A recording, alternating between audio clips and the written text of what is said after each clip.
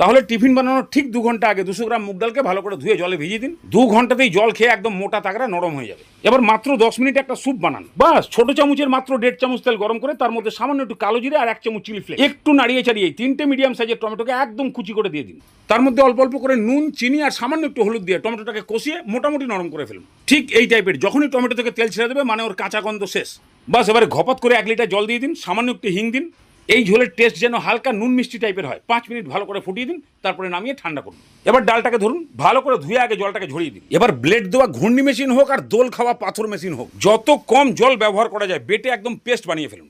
এবার এর মধ্যে পরিমাণ মতো নুন, সামান্য একটু হলুদ, অল্প করে জোয়ানকেও একটু রগড়ে দিয়ে দিন আর 1/2 চামচ হিং। মুগ ডালের এই আইটেমটা হিংয়ের ফ্লেভারটা খুব ভালো লাগে। এবার এটাকে 2-3 মিনিট একদম র্যান্ডম মেশান, ডালটা একদম ফ্লপি হয়ে যাবে। দেখে বুঝতে পারছেন ঠিক এরকম টাইপের একটা হালকা হালকা ভাব লাগবে। এবার কড়াইতে জল গরম করতে বসান, বেশ খানিকটা জল, একটা স্টিলের পাতকোর পার। এবার ঢাকনা দিয়েই পালিয়ে আসুন, এক শালাকে আজকে হেভি